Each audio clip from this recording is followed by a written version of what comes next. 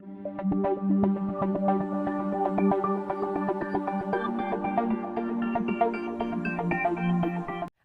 we're ready to simplify algebraic expressions that contain negative exponents. So here's my first expression, 5x to the negative 2. Here's our problem. We do not understand negative exponents, nor do we like them. So the rule is, to make this exponent positive, we're going to do the reciprocal of the base. So who owns that negative 2 exponent? Does it belong to the 5, the x, or both? Well, we know because the 5x is in parentheses, that means that exponent belongs to both. So we're going to do the reciprocal of 5x.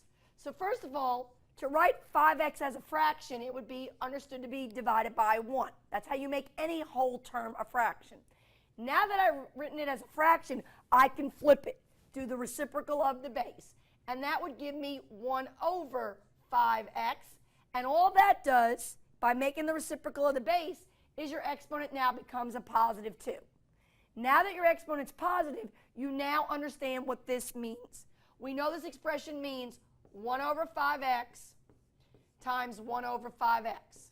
And we know multiplying fractions is no problem. Top times top, 1. Bottom times bottom. 5x times 5x is going to be 25x squared. And there's your expression simplified. All right, our next expression, 5x to the negative 3 divided by x to the 6. So the rule of thumb is, when you're working with algebraic expressions, the first thing you take care of is you make every exponent positive. So I can see I have a negative exponent, negative 3. The question is, who does it belong to? Who is its base? Does that negative 3 exponent belong to the 5, belong to the x, or belong to both?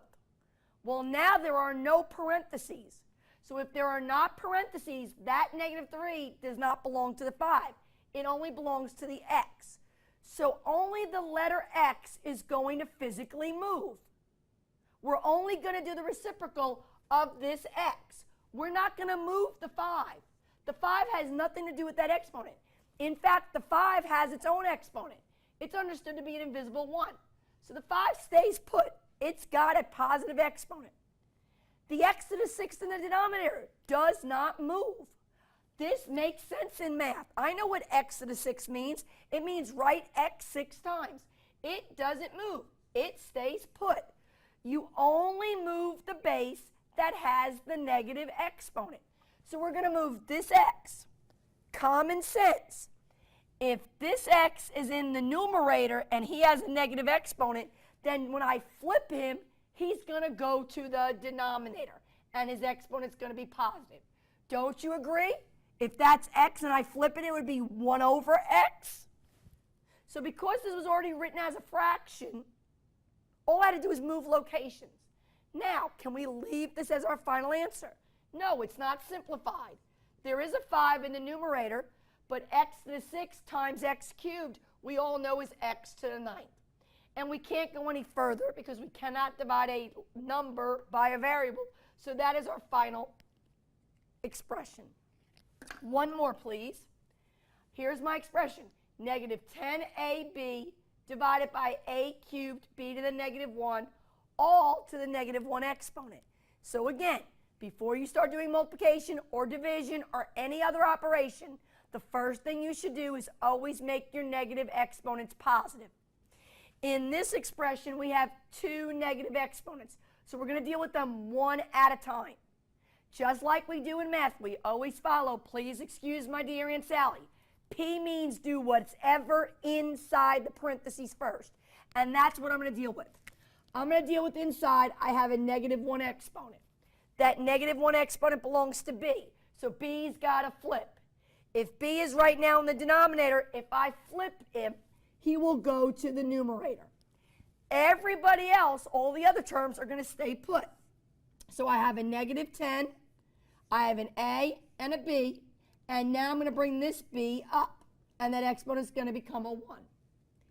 In the denominator, a cubed has a positive exponent. It stays put. All I did was move this b. I did the reciprocal of this b. That's why its exponent became positive. I haven't even dealt with this exponent on the outside yet, so I leave it negative. Now, if I follow order of operations, I'm not done. Let's work as much as we can inside. So inside, here's my fraction bar. I got a negative 10 in the numerator. I see a divided by a cubed.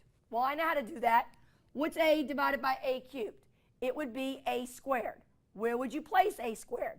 You'd place it in the denominator because there's more a's there. I got b times b in the numerator. Well, b times b to the day you die is b squared. And I still have that negative 1 exponent on the outside. Well, now I've done everything I could possibly do inside the parentheses. So the next thing to do is exponents. Now I'll deal with this negative exponent. This negative exponent has the fraction in parentheses. So this negative exponent belongs to all the fraction.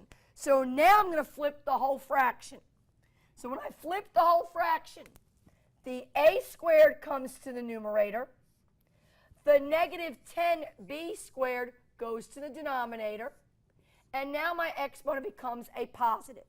And now I understand what this means. This means take this fraction and write it once. So when I write this fraction once, I have an a squared in the numerator. I have a negative 10 in the denominator. But I can't leave the negative, so it floats to the top, but I'll leave the 10 in the denominator, and I'll leave the b squared in the denominator. And that is that expression completely simplified. So rule of thumb, take one negative exponent at a time and change it to a positive by doing the reciprocal of the base. All right, we're going to see some practical application of these negative exponents in our next video.